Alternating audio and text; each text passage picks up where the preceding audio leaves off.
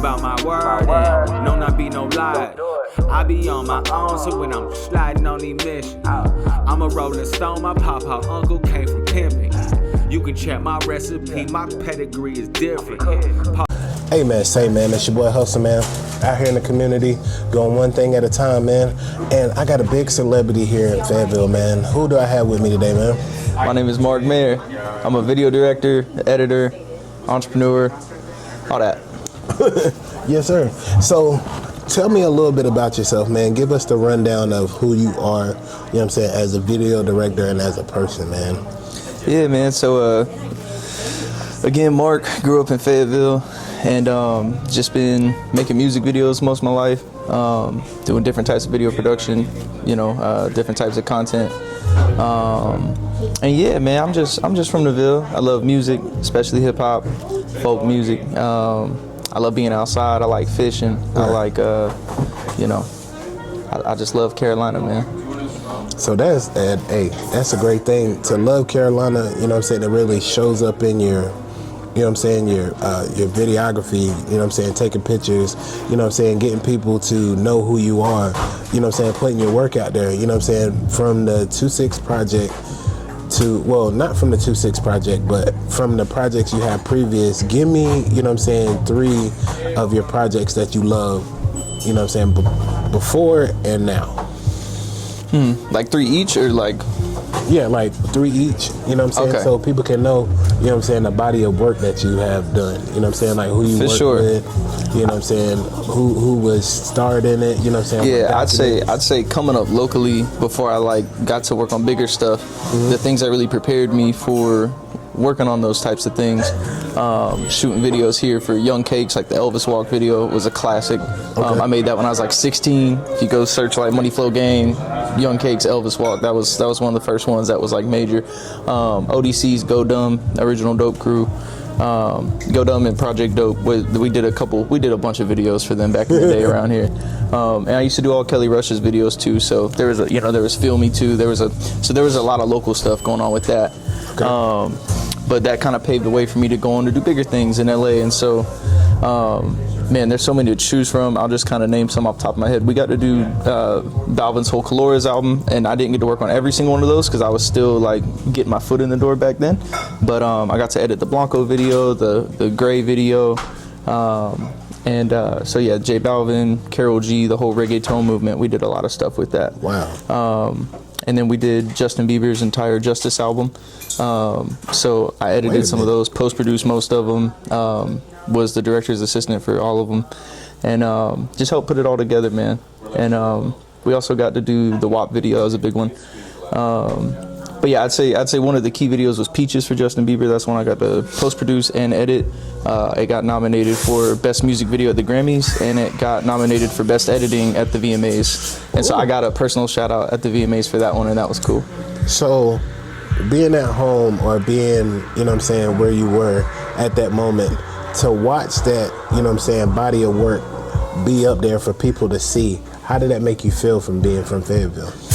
It was cool, man, especially like Jane Doe had called me and I got to hop on Foxy 99 and kind of talk about, the journey a little bit and just give folks some inspiration. And that was cool to like get some hometown love from it. Because other than that, man, it was really just like my family and friends that knew what I was doing. Like, not every, in businesses I had worked with and stuff, most people out here like didn't know what was going on. So it was cool to like kind of spread the word that like, hey, I'm from the Ville and I'm doing something. Like, let's talk about it. Like, you know what I'm saying? One thing I did forget to mention, I did get to do the Ari Lennox videos. That was something that meant a lot to me, being able to work with Dreamville and edit with like Mez. And so we did Plenty of Fish and Hoodie, 2 of her videos. So I got to collaborate with Mez and edit those and bring on my homie's VFX team. And I think I brought on my colorist on that too. So I got to like semi post-produce it. And yeah, man, it's just a lot of fun, bro. I just love this stuff. So, I mean, I know the love for it, man, because the way that you talk about it is just like, I'm going to grab, you know what I'm saying, the picture for you and I'm going to paint it. You know what I'm saying? It's like Picasso putting out a painting. I'm going to put your vision in there, but I'm going to put my little tic-tacs in there so people can know, like, mayr has put his hands on it.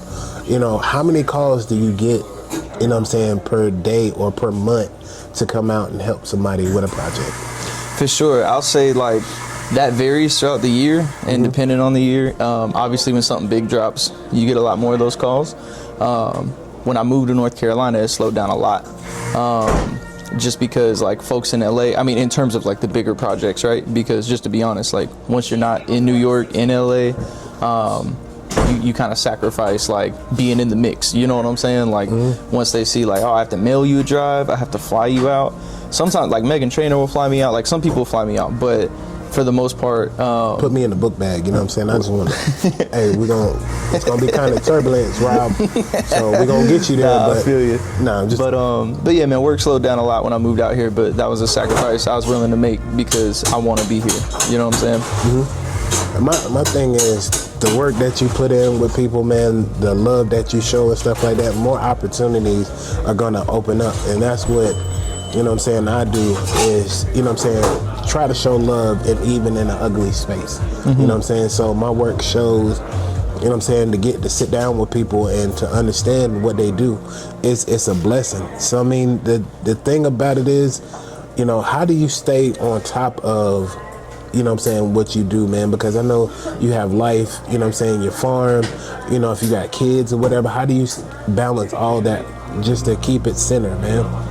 For sure. I mean, it's like surfing, bro. You just gotta go with the ebbs and flows, and like, you know, sometimes you're super busy and you can't respond to every message, and you know what I'm saying, like things get hectic and crazy, and sometimes things are super slow, and you know, you're reaching out to folk and you know what I'm saying, starting back from scratch and trying to figure out how to get some momentum going again. And so it's really like surfing, bro. Like sometimes you're just treading water, paddling, looking for the wave, then when the wave comes, you just trying to hold on, and it's just you know, just keep your head up through the whole process, you know. Stay grounded when you're up and keep your head up when you're down, you know what I'm saying?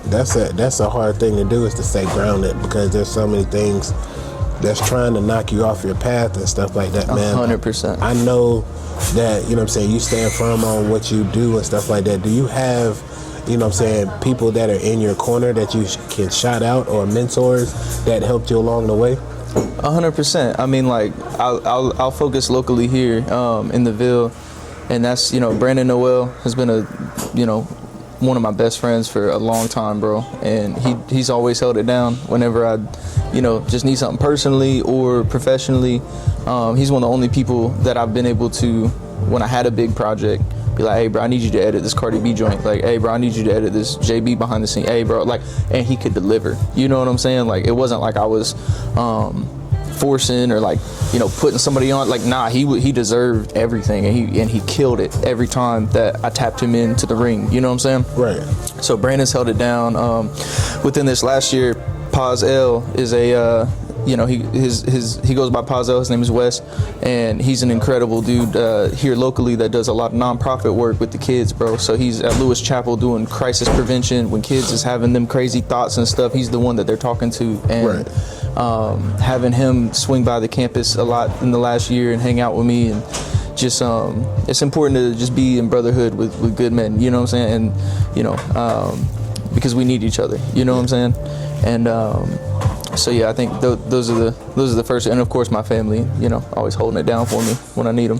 Man, hey, when you got the right people in your corner, you know what I'm saying, your imagination, your dreams and stuff like that can go far. 100%. You know, hold on to the people that you do have, man, because that's dope to have a super team around you and stuff like that, man, to actually help you push, you know what I'm saying, yourself into a realm of, you know what I'm saying, staying on the course of what you're doing. Mm-hmm. My thing is, how was it working with Cardi B? Was you kind of like butterflies in your stomach, or was it kind of like, you know what I'm saying, you know, by the time we got to, you know, here's the thing, man, all celebrities are people, everybody's accessible, everybody's a human being. Mm-hmm. And so, you know, by the time we got to the Cardi joints, like I had already worked on a lot of different things, and, you know, I just, at that, you know, I've always looked at folks as people, you know what I'm saying?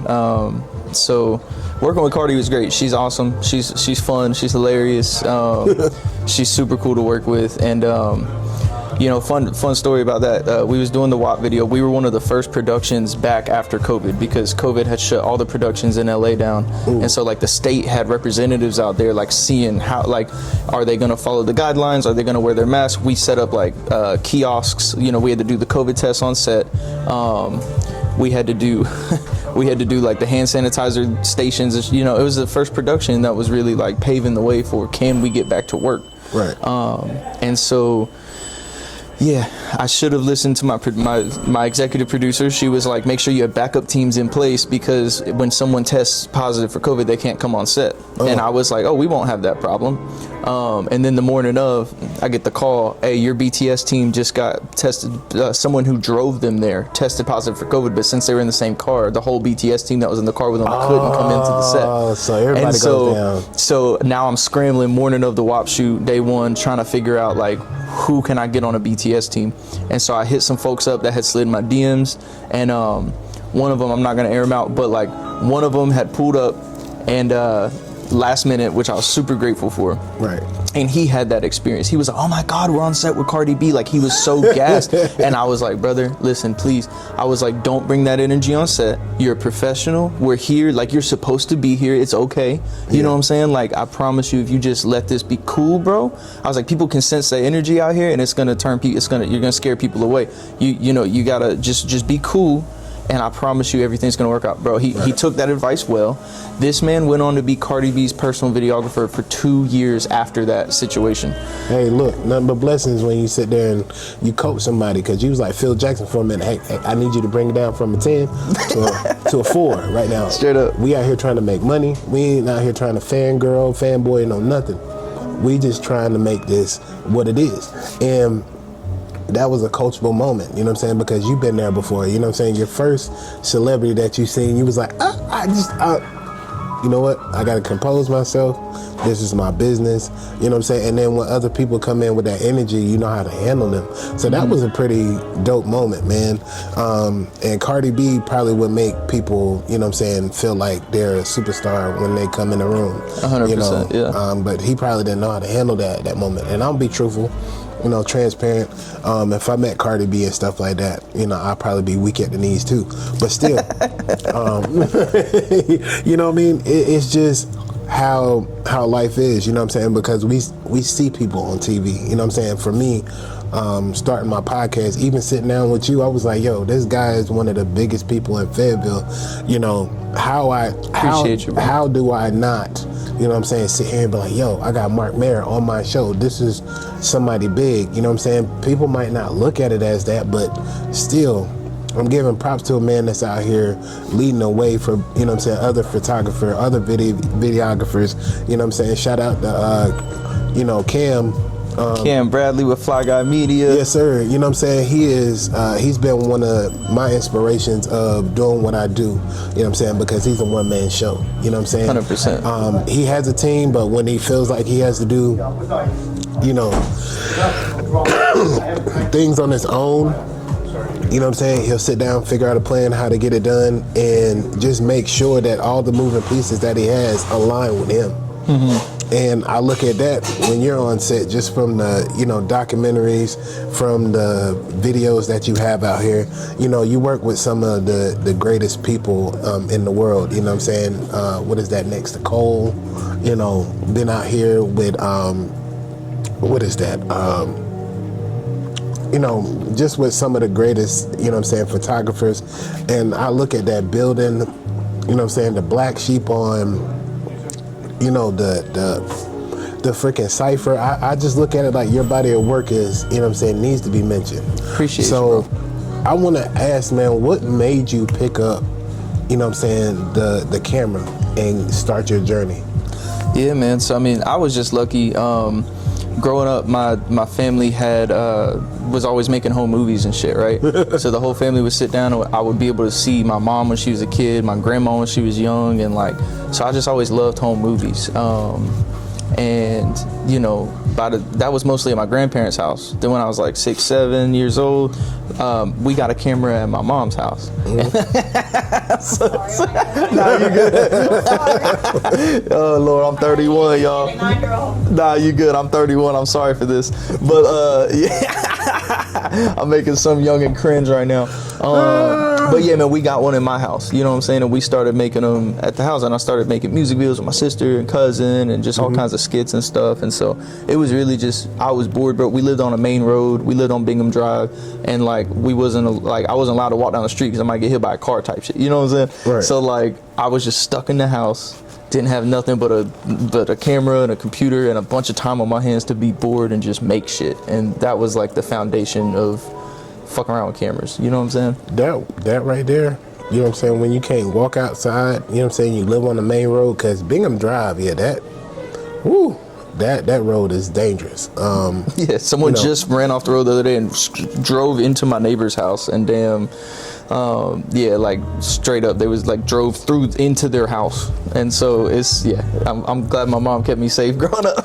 I was about to say, what kind of car do you gotta have to run off the road? You know, I mean, it was a nice one too, bless him. You know, all cars and stuff like that, you know what I'm saying, are capable of running off the road, but if you don't know how to handle the power, you know what I'm saying, like, slow down. Bro, we lose a mailbox over there like every damn, we lose a mailbox every couple weeks. You come outside and be like, I know there was a mailbox here, like, yeah. But no, straight up. I got called for so many mailbox repairs and stuff like that. You know, do y'all do mailbox repairs? I'm like, yeah. What side do y'all live on? We live on Bingham Drive. I'm like, oh yeah. Oh yeah, we keeping you in business, huh? You know, so it's just the way that it's funny, man. Yeah. Picking up the camera really, you know what I'm saying, started your journey on where you're going, you know what I'm saying, where you're at now. And the family appreciate it, you know what I'm saying. So when people call you, you know what I'm saying, for your services, like, what are your lowest price and what are your highest prices for projects?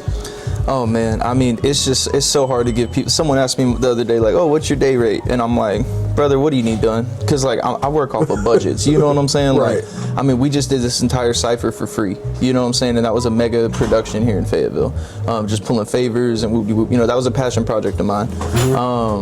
And for in certain situations, bro, like, I'm gonna look out for somebody.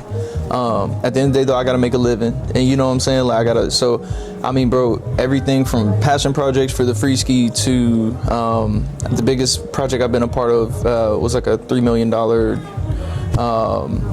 particular project. I can't associate the name of the actual project with the budget. I almost dropped a ball there, but the biggest project I've done was like a $3 million project.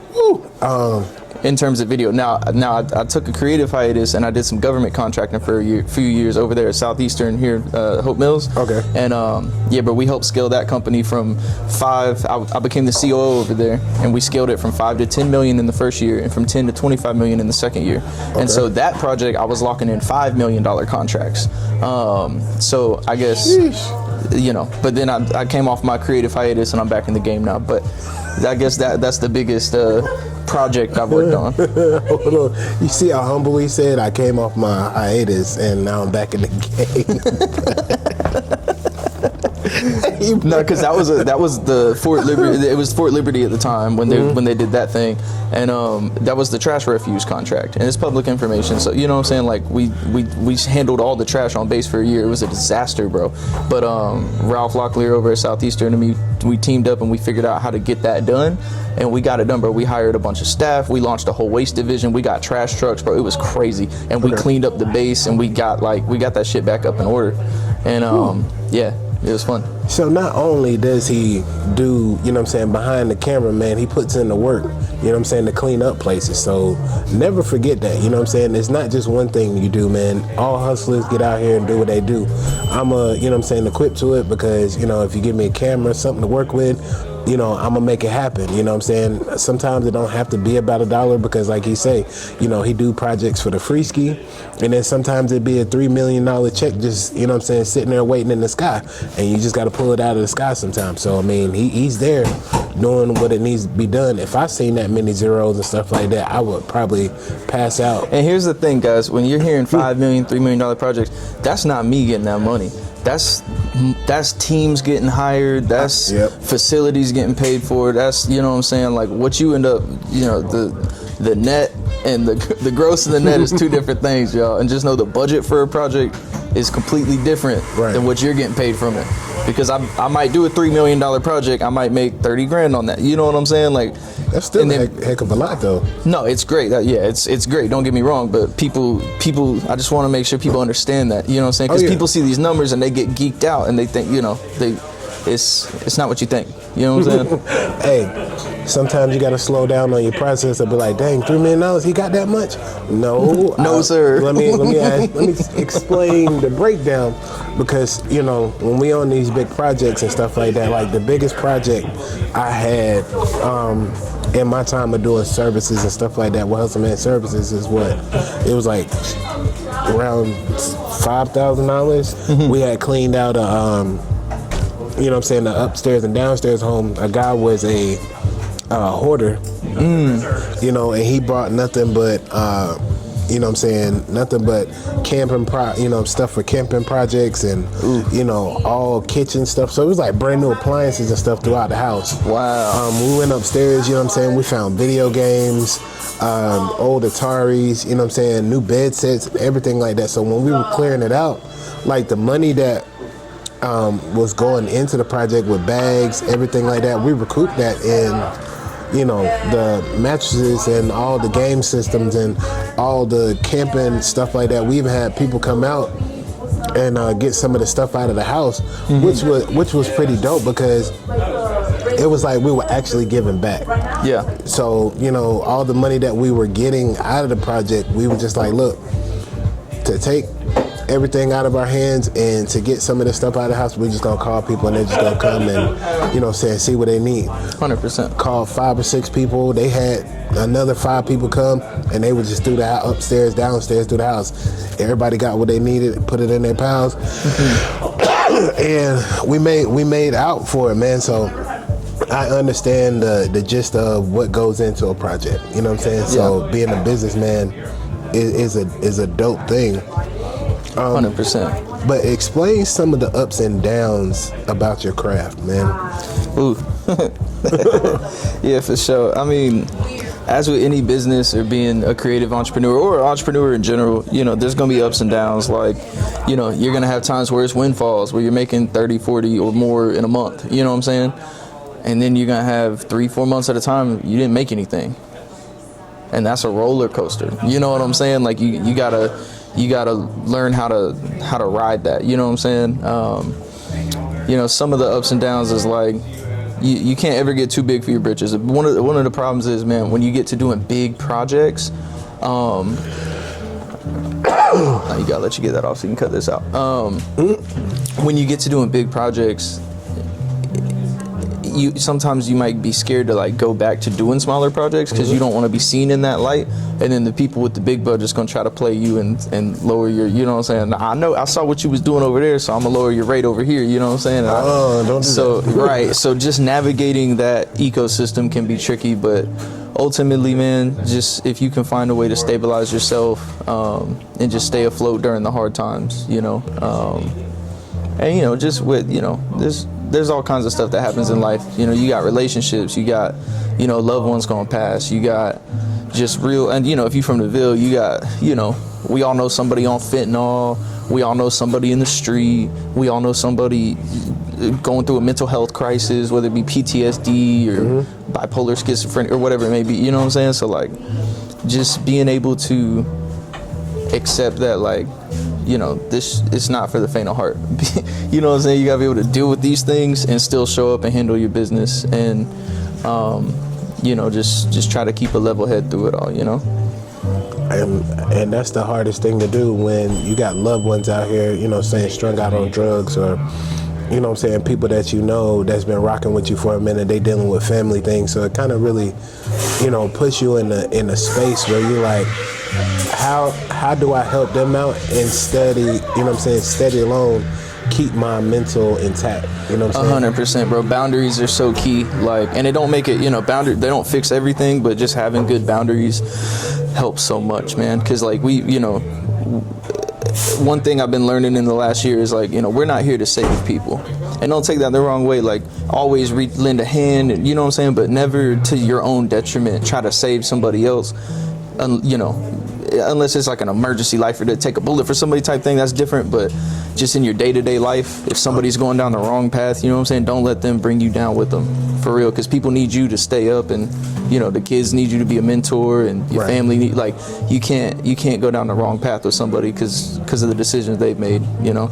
Man, that's some advice to take, you know what I'm saying, along with people, because it's nowadays you look at stuff that happens in the Ville, you know what I'm saying, where people feel like they, you know what I'm saying, if you did something for them, or, you know, you do a favor, they owe you something.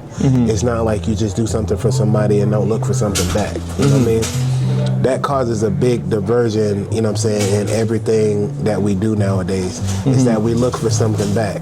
Instead of just, you know what I'm saying, be able to give something, you know what I'm saying, out of the kindness of our hearts, you know what I'm saying? So 100%. A lot of friendships, a lot of family members fall out, you know what I'm saying? Money is the middle of everything, you know what I'm saying? Just like the Cardi B thing, you know, with her sisters, you know what I'm saying? I've seen a lot of friends, you know what I'm saying, talk about each other because, you know, somebody handled money wrong, or, you know, what is your thing about communication if somebody has a problem with Mark Mayr? Like, how do you handle that? Oh man, you know, let's talk about it, bro. Like, that's my biggest thing is communication. It's like just being able to talk about it. I've had fallings outs with people, especially in the Ville, you know what I'm saying? Like, it's nothing that, if it's a good man or good woman and we can sit down and talk about it, then it always gets squashed and we always good. But the problem comes from when folks don't want to talk about it. Folks want to duck off and, you know, just take an assumption or take something they heard and run with that. And, you know, hey, you know, I think Cole put it best, man. Like, I ain't gonna lose sleep over that. You know what I'm saying? Like, hey, look, you know, we learn from the best, we take from the best, you know what I'm saying?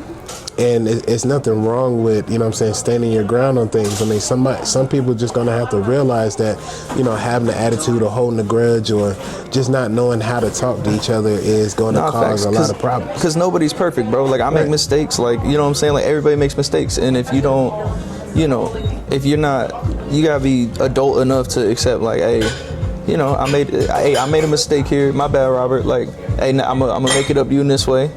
You know. And that's all it has to be, you know what I'm saying? But I think that when you grow up, especially in a place like the Ville, but really this is an American thing. Like, when you grow up, folks is addicted to drama in their families and their relationships and so, like, you know, people looking for the tea, people looking for, like, shit to talk about, you know what I'm saying? So, like, if we can just get out of that, like, addiction and just be like, bro, as much as I just heard some shit and I want to tell this person, like, I'm gonna just go talk to that person directly and see, like, hey man, I heard what's going on, and then get there's always three sides to a story, you know what I'm saying? Get like that story, get the full scoop. Got that story, you know what I'm saying, and put them all together, because people have a notion of, you know what I'm saying, there's always something that you say about a person and it's supposed to be law. I went through that when I sat here and I first started my thing. I'm trying to be nice to everybody, try to give everybody the benefit of the doubt, but I just had to really, like, step back and understand that, you know, I can't put my niceness off on people every time because they're going to try to use it in some kind of way. 100%, yeah. You know what I'm saying? So I'm understanding it now, sitting in my corner, you know what I'm saying, looking at who I want to go ahead and interview and just hop in their inbox, you know what I'm saying, without having to ask somebody, because just being transparent and stuff like that. You know, my biggest one I got in my book right now is J. Cole. I missed him twice since he been home. You know what I'm saying? I was sitting out on the corner with George Wells. Shout out to my brother George Wells, A Barber Brings Blessings. Hell yeah. And I was sitting out on the curb doing his interview, and they said around 7 to 8 o'clock, you know what I'm saying, he was gonna be here. I end up going back home to get my battery pack, you know what I'm saying, for my camera to, you know what I'm saying, connect it so I can keep my, battery charged on my camera. Lo and behold, as I was leaving the house, my phone blowing up, bling, bling, J. Cole's downtown. he wasn't down. I had sprinted. He from, was in and out, boy. Yeah, you know what I'm saying. I had sprinted from down here in these apartment complexes all the way down here downtown. By the time I got to where the radio station is, he done jumped back in the Sprinter van and hauled Boogie. Yeah, back which is funny because we're actually in the building right across the hallway here is where he was in the sip room. So So I'm like, that's the first time, and then I think the second time was when I left. I left the listening party. Yeah. You know what I'm saying? I was outside. I was speaking to a couple people, chopping it up. Then I got a ride to go get my car from the thing, and all of a sudden, I think that was when he came and did the sip room, and he had the whole downtown shut out. Everybody was flooding from all the, you know what I'm saying, restaurants and stuff like that. So I missed him that time, and people that I knew was just like close to him taking pictures, and I'm like, it's not my time. You know what I'm saying? Well, to hey, get bro, cool. you know, everybody has their time coming, man. You know, keep your head on a swivel. You might have another chance here very soon. Hey man, look, that just put chills through my body. You know what I'm saying? I don't want to ask for no handouts. That's why I say I interview people the way I interview people, because, you know, doors gonna open up. You know what I'm saying? Hey, yeah, I ain't trying to put no false pretense. I can't promise nothing. No, but I've heard some grumblings, and there's some stuff potentially happening very soon. And so I just, you know, just stay posted. Just keep your eye on the veil, y'all. You never know what's about to pop up over here. Hey, look. I'm always in the mix with something in a good way, you know what I'm saying?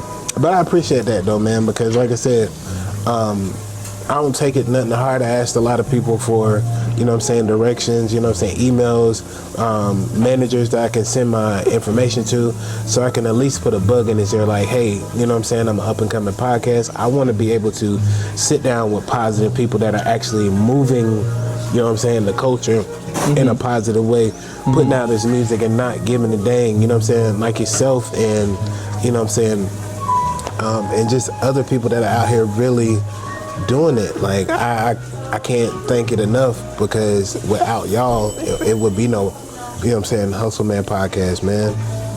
100%, bro. I appreciate you having me on, man. This is dope. So this is my thing too.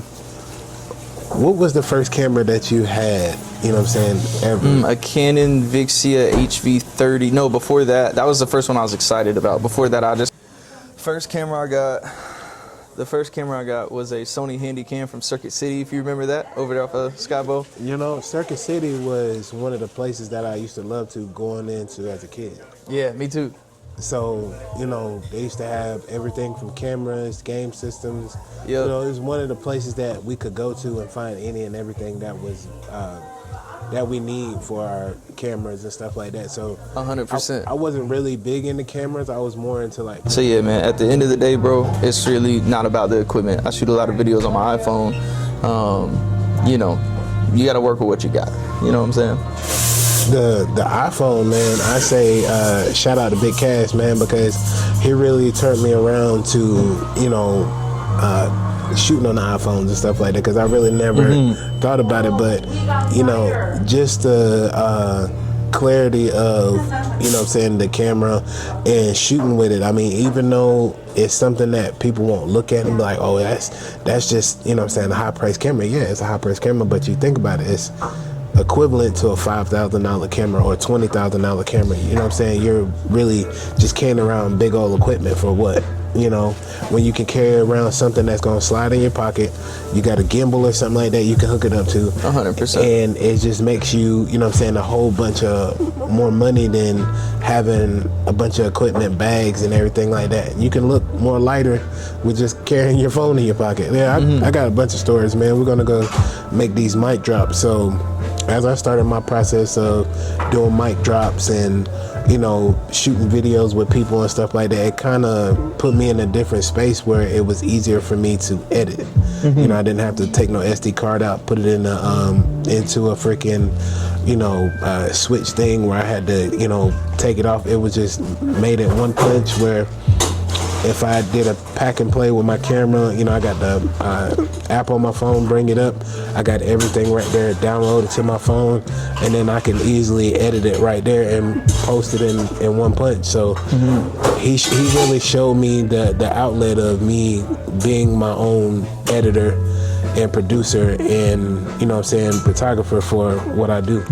Yeah, so that's what's up, man. Yeah, I'm a fan of Cass, man. I see him doing his thing, and you know, making content, and you know, anybody that's trying to do something in the Ville, like, I'm gonna support you 100%. Yes, sir. Man, look, you know, what do you like making more, videos or documentaries? Nah, that's a great question. I mean, you know, I haven't made enough docs, honestly. I'm working on one now. I shot one in Israel with Amari Stoudemire. You said Israel? Mm-hmm. So I got to go there in like 2017, I think, and that was with Amari Stoudemire, and it was fun. That one never got to come out publicly, but yeah, I mean, I haven't made enough of them, but I do love, in terms of watching stuff, I don't want to compare them because they're two completely different things, but I love music videos and I love watching a good documentary. So I'm excited to make more documentaries, especially now as I'm getting older, and I, you know, am shifting. You know, I've done so much in the music video world. I think that's something I really gotta hone in on, is on my documentary skills, you know. Man, that you know, how was it working with, you know what I'm saying, Amari Stoudemire? You know what I'm saying? He's an NBA, you know what I'm saying, superstar. He's awesome. You know, and the man can play basketball, man. Like, just talk about the time that you spent with him over there in Israel and what type of person he was.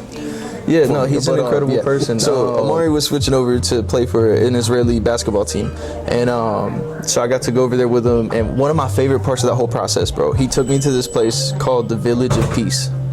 My friends Ben and Sam Shooter had made an entire documentary about the Village of Peace. And so, have you ever heard of the Village of Peace? No, this is my first time. So these are what do they call them? These are basically black Israelites, bro. And so they came from Chicago in the 70s when they was dealing with like bullshit over here in America, and they was like, bro, we're going back home, right? We're gonna trace our roots. So they started in Liberia.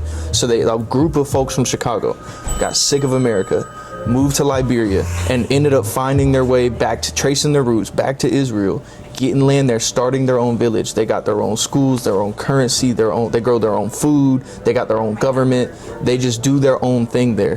They're black Hebrew Israelites. And bro, when I was there, it's crazy because you got a generation of kids there that were born there in the desert. It's in the Dimona Desert of Israel. Ooh. And they talk like they're from Atlanta because their parents came from Atlanta, came from Chicago. So you got kids born in the desert of Israel talking like Americans.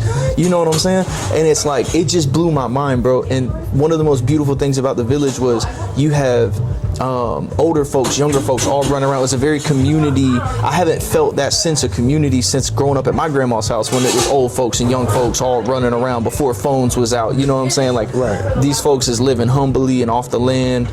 And you know, that was the highlight of that whole trip for sure. Wow. You know what I'm saying? I never knew, you know what I'm saying, but I've heard of the Israelites, but not at a certain extent that you told me.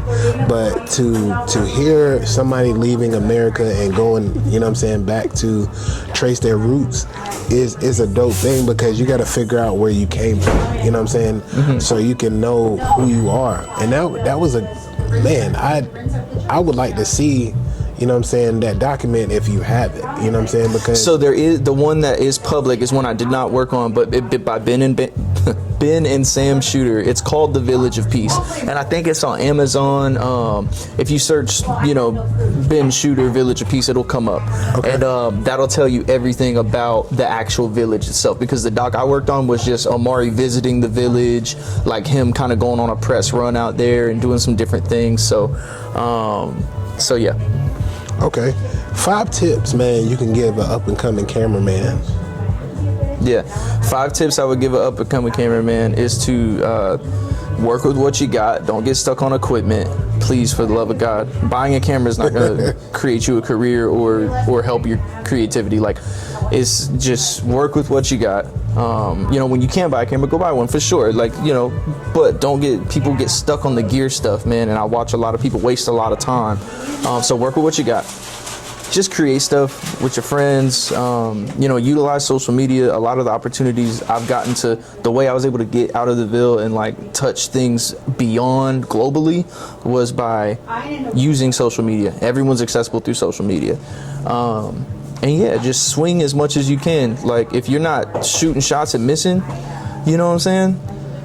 Then you're not doing it. You gotta shoot brick, and then you shoot and you get a bucket, and then everyone will celebrate you for that. But you know what I'm saying? Like, nobody knows how many shots you took to get there. You know what I'm saying? So just keep trying. Like, even as, you know, folks might look at me and be like, oh, he's established. To this day, I'm writing treatments that I'm not being asked to write, with my fingers crossed, praying that I get to do this video. You know what I'm saying? Like, it's never, the grind's never over. You know what I'm saying? You got to keep pushing and keep, you know, trying to elevate. Man, that one thing I would say, man, is that, you know, that's, I wouldn't say the hardest thing, but to stay focused on what's in front of you, you know what I'm saying, and be prepared of what's coming, you know, is the best thing in life that we could do. You know what I'm saying? The ups and downs, the shots that we don't take, and we look at it and be like, okay, that rebound that we got, you know, we're going to sit here and learn from it, you know what I'm saying, strategize it, and then come down and run that offense one more time, you know what I'm saying, just to see if we can get that bucket. And there's so many opportunities that I've got on, you know what I'm saying, rebounding and looking at it, you know what I'm saying, how I went forward and done it before, you know, waiting on the time to go ahead and run that play again and come by that person and be like, look, you know, I'm here to ask again. And it has got me in that door. So I understand, man, taking the shots, learning from them, and just having it where, you know what I'm saying, I'm okay with what I do, you know, because nobody else is gonna, you know, give me the opportunity. So that's why I say every day, I'm up and out here. I look at, like I said, look at people that I want to go forward and interview and stuff like that. And like I say, I do it every day because this is what I want to do. You know, I want to be known in the city as a consistent worker, somebody that's out here putting out his craft and not nobody else's craft, my way, and everybody else is looking at it like his way is working. You know what I'm saying? Y'all just leave that man alone and let him work. You know, I have had people come in my space and be like, nah, you doing it wrong. You know, you're just asking people and doing random interviews, but it's not random interviews. You know, like I say, sometimes I get big people, sometimes I don't. But yeah, I saw you interview the mayor of Spring Lake. Man, that's fire. I look at it like this. That's one of the biggest plugs that I have in my bag besides Vic Blends. I caught him at Dennis Smith Jr.'s tournament this past year. Nice, I was there too. You know what I'm saying? So I had done an interview with him right in the hallway. Nice. And then crept up on the side, you know what I'm saying, sideline, coming out of the bleachers and stuff, like nobody saw me. So I was like, Dennis Smith was standing there and it was halftime, and I was like, yo, can I get like 5 minutes of your time? Yeah. And I got 5 minutes of his time, and it got me 163 views on YouTube. Nice. You know what I'm saying? So I'm just looking at it as my journey that I'm going on. You know what I'm saying? I can't care about what other people think about my process because it's not their process. 100%. You know, so for me, I'm laying my own foundation and I'm meeting people. So as I interview people, you know, doors open up. Things are being looked at a little bit more different. You know what I'm saying? I'm getting pulled into rooms where it's like, you know, I've never been before. Yeah. So I'm looking at it like this. After I interview you, there's going to be like people waiting on the interview to drop because they want to see what we're really talking facts. about. Y'all come on the Hustle Man podcast, bro. Show some love. Yes, sir. What are your pet peeves, you know what I'm saying, where you're shooting your videos? Like, you know what I'm saying, because you got some where people are talking, you know, they chewing gum loud, you know, chip bags going. Like, what are your pet peeves? Yeah, pet peeves while shooting a video. I think every director can relate. Number one is when folks want to, like, and here's the thing. This is a tricky thing to say because I love input, like when it makes sense and it's aligned. You know what I'm saying? But sometimes folks will get too inspired and they'll start to like put their director hat on and try to like redirect an entire thing and to do it in front of people, and then it confuses those people because then they think they have to listen to it, and it's like, hold on, like, you know what I'm saying? Like, let's we're not doing that. You actually don't know we're shooting another, you know, you got to have all the information, you know what I'm saying? So like when people kind of overstep is one thing. One of my pet peeves is when folks don't collaborate and are out here doing one-man videos when they could be calling their friends to come help them PA, assistant direct, pull focus, be the DP, and it's no shade to folks, because before I went on a set, I didn't know about those things either, and that's why I'm trying to bring proper sets to Fayetteville. But like, and shout out to Jeremiah McLean, he does proper sets here too. But you know, he's like one of those, if you know things, like in terms of the greater Fayetteville community. Most people, especially production folks, don't get a chance to like be on real sets out here. So right. It's nothing personal. I just want folks to know that like filmmaking is a collaborative sport. It's like if you're a one-man band filmmaker, imagine a one-man band basketball team. That's what you're trying to do. And if you don't understand that that's not a thing, you know what I'm saying? Like, yeah, people play one-on-ones and shit, but if you want to go to the league, brother, you got to learn how to play on a team. You got to learn how to pass the ball. You got to learn how to use your strengths and leverage other strengths and work together as a team to do something, to put up more points than you ever could by yourself. You know what I'm saying? And so yeah, those are some of my pet peeves. He had a whole laundry list of, you know what I'm saying, pet peeves, but that's good to have, man. Like I said, set boundary, you know what I'm saying, expectations of people, you know what I'm saying. So like you said, bringing proper sets back to Fayetteville so people can get the real information, you know what I'm saying, so all the bull crap can be cut out the middle and everybody's getting straight to business and everything runs smooth. You know, he's not actually just, you know what I'm saying, trying to be an a-hole, but no. At the end of the day, you know what I'm saying, sometimes you got to be like that. I hope that didn't come off wrong, y'all. I love the craft, and I'm just excited to share the things that I've been gracious enough to like learn, or I've been lucky enough to learn, and I just want to share it with the folks here so that, you know, you don't have to do it alone. You don't, if you're doing it alone, it's because you're choosing to. There's so many talented folks out here. Make a phone call, ask folks to help, like, you know what I'm saying? Like, just try to build your team. It's essential, and help people build their team too. You know what I'm saying? It's a give and take thing. You know, building together. And I made a video. You know what I'm saying? Walking down the sidewalk here to the cafe, and I said it was on 2/6 day. I said we're better together than apart. Mm-hmm. You know, because there's a lot of people out here that's been doing it for a while. You know, you have a hard time collabing. You know what I'm saying? Sometimes you see people, they collab, it doesn't work. Some people, they do. And it's just like, how can we get more bigger projects like you're doing, you know what I'm saying, without the animosity, without the drama? Like, what would be your expectation for something like that to happen? Yeah, I mean, to be honest, the 2/6 Cypher is a great example of that. We brought almost all of the videographers, directors out there. You know what I'm saying? There were a few that, like Chief Tex wasn't there. He should have been there. I forgot to invite him. I dropped the ball there.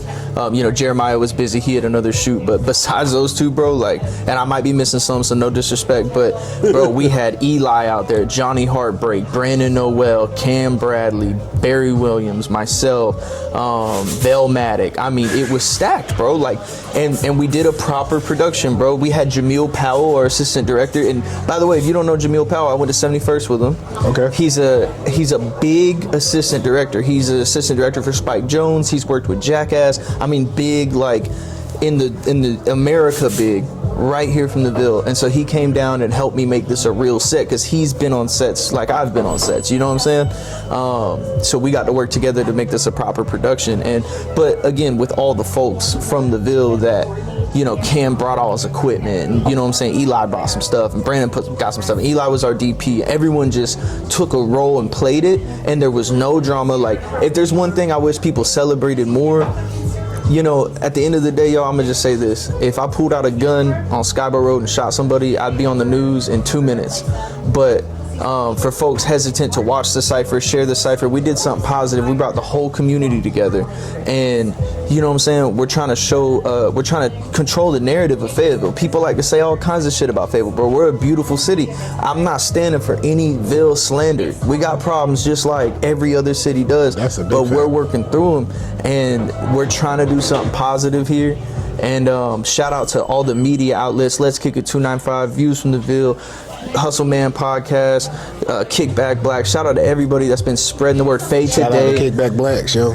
Shout out to everybody that's been spreading the word about this, because we're trying to do something positive here. There's a lot of positivity here. There's a lot of creativity here. And so, you know, we gotta get used to sharing those narratives, because yeah, the bullshit's gonna happen, but we can't let that overpower what's really going on here. We have a beautiful community, we have a strong community, and we have a special community, man. I want to just help uplift it, you know.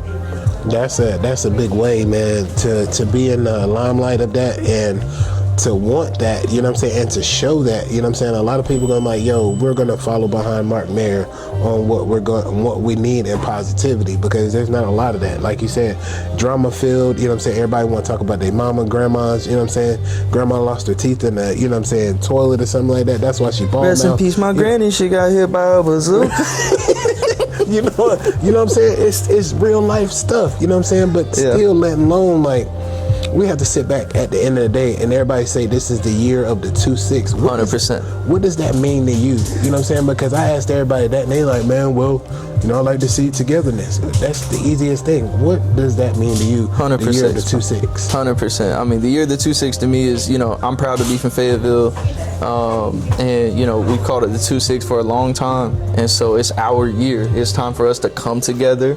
It's time for us to build. We got the whole world. The Fall Off just dropped, y'all. There's a love letter to Fayetteville, North Carolina, circulating the entire globe, topping the charts right now. And it's about us. It's about our city.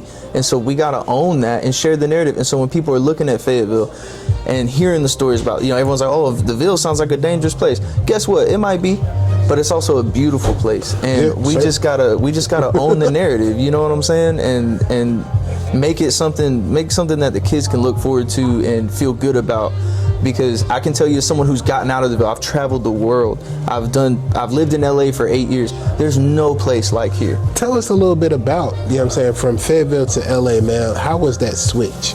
You know what I'm saying? Because I know there's a lot of culture out there. Yeah, at first it was, I loved it. It was incredible. I was so excited to be around opportunity and be on sets and like do fun stuff. And so for a few years, I was just excited to have like access to fun things, you know? And then, you know, after living there for 8 years, man, I just started getting homesick, bro. I miss the trees.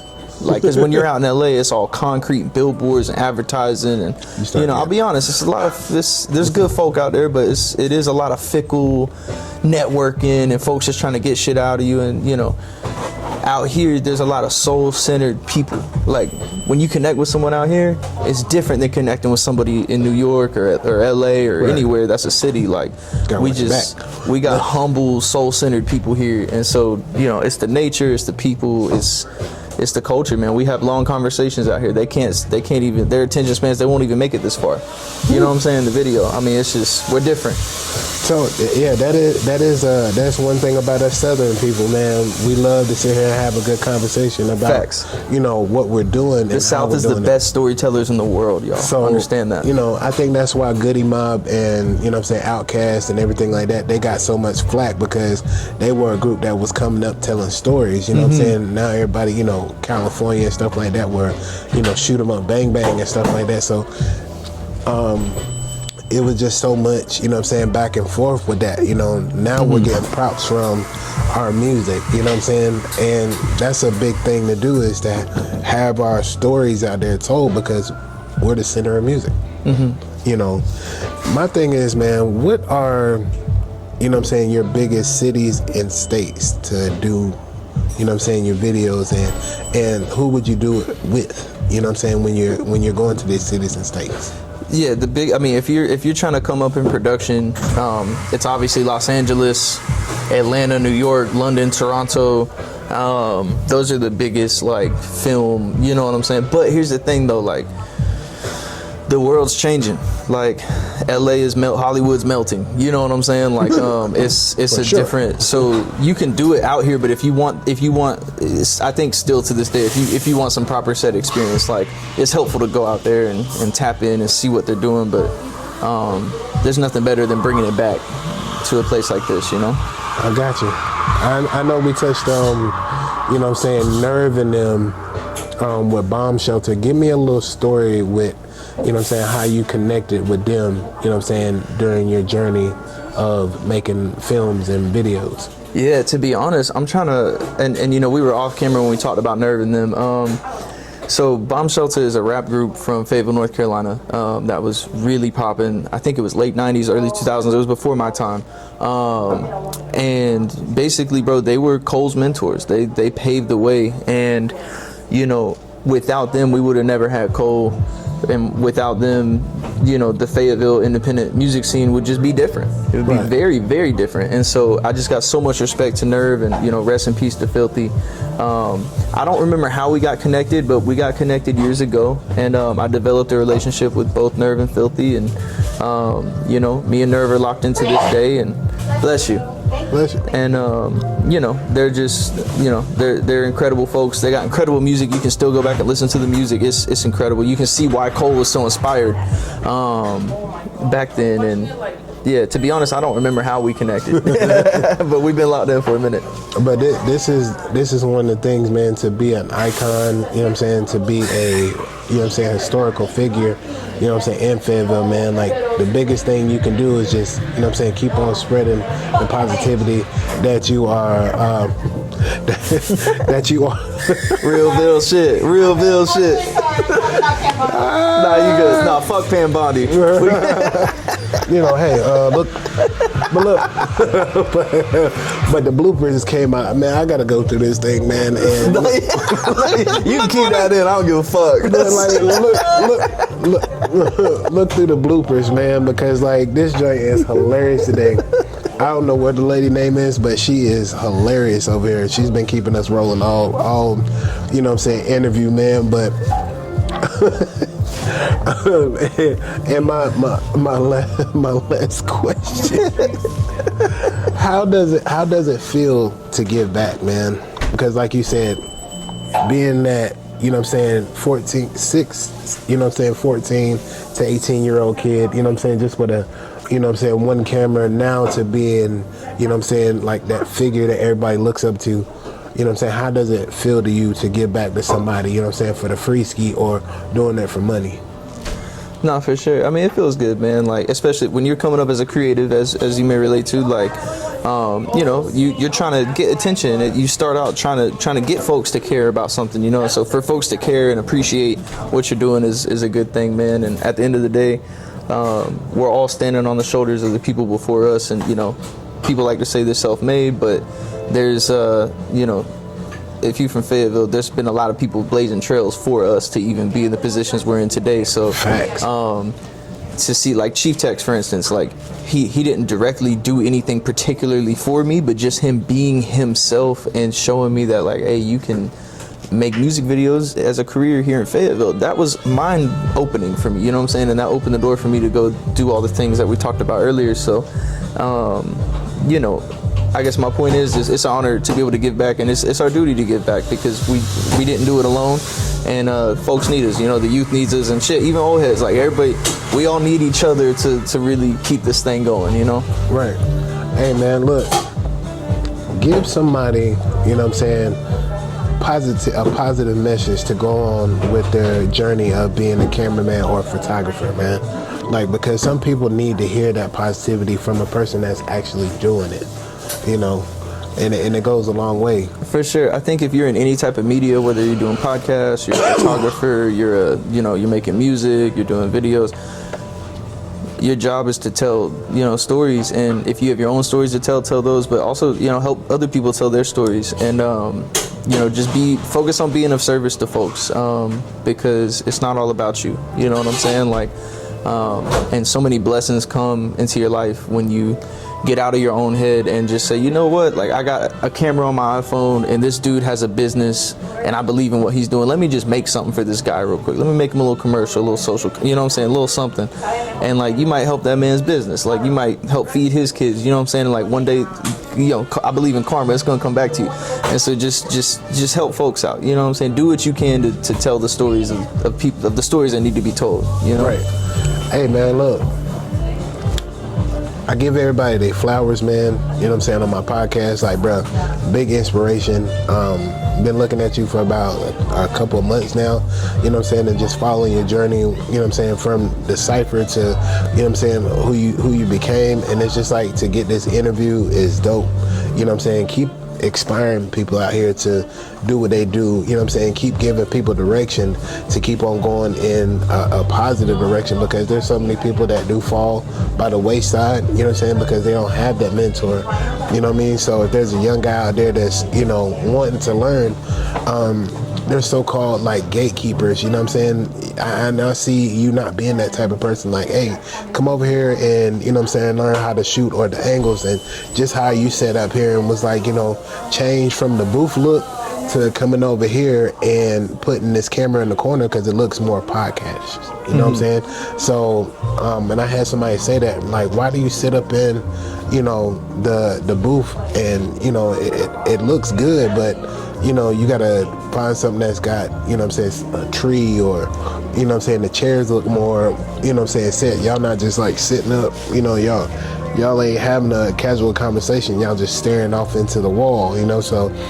by you coming in here and giving me that tip, that means a lot, man. So I appreciate that. Of course, bro. Hey, I appreciate you being receptive to it, man. Yes, Because, sir. you know, some people, you know, would taking that as disrespect or something. So I appreciate you being open to a little bit of input. You know what I'm saying? Oh, no. And it's all love, bro. Like, I'm a production head at the end of the day. I can't help but think it through the terms of what these folks are seeing, and, you know. So yeah, man. I appreciate you having me on, bro. Like I said, man. You know, me learning how to be, like you said, I'm learning how to be a one-man person, but it's hard to be that, you know what I'm saying? And looking for a team to join so I can grow.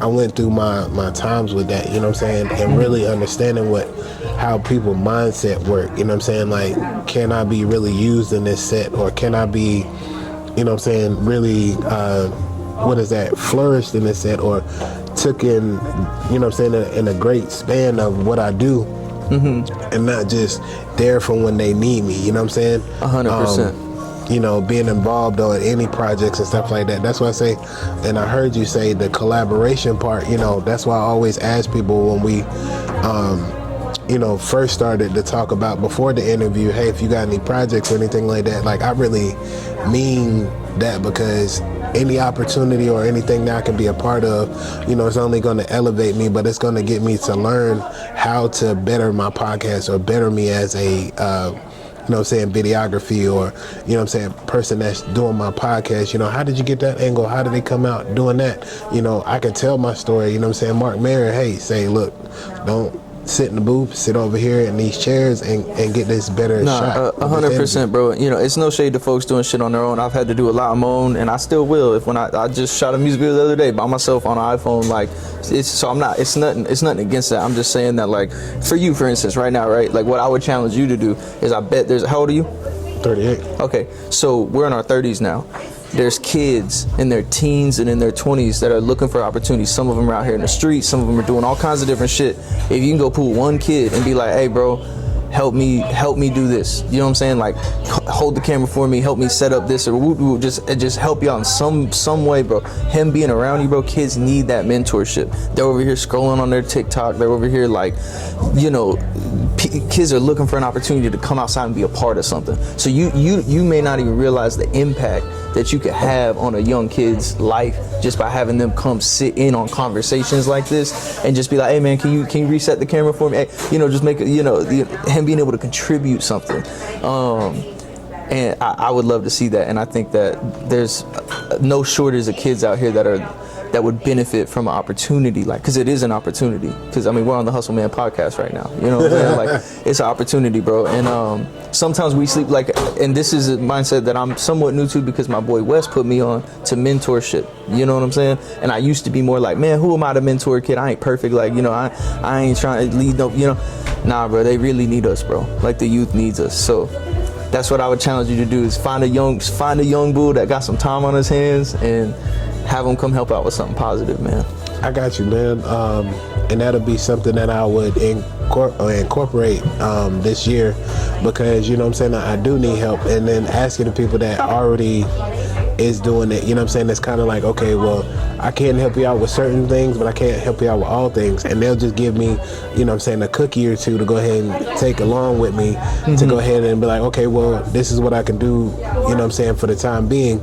But it is all about adding the youth, because doing mentoring for, you know, Mr. Anthony Boyce, you know what I'm saying, and Art Williams, Nice. Better Men, Built Better Youth, you know. Yeah, they're incredible. Them guys, man, brought me in, and I got to see, you know what I'm saying, what they do and how they do it, and, you know what I'm saying, they're leading the charge in, you know, mentoring and stuff like that. So me being a part of that is just, you know, an eye-opener. So I love mentoring. So I mean, if I see a kid or something out here, or if I know a group of kids that will want to do something like that, I would definitely be like, hey, you know, on this day or something like that, this morning, but I know kids got school and stuff like that, but this has been a perfect time for one of the kids to come out and, you know, help me with something like this. So 100%. I'll definitely, you know what I'm saying, take that challenge. Hell yeah, bro. I appreciate that, man. Yes, sir. That's what's up. Hey, man, tell the people where you can find yourself at, man. Yeah, so I'm on Instagram at Mark Mayr, MarkMayr. YouTube is Mark Mayr Productions. Yeah, if you go to my Instagram, you'll find everything. Okay. Hey, look, man. It's another great interview, and it's another great episode from Hustle Man Podcast, man. Y'all have a great one. Yes, sir. 24/7, 365 on Hustle Man. I tell you one thing about me, I be hustling. 24/7, 365 on Hustle Man. Hustle the game so I never be broke. Breaking the bank every time.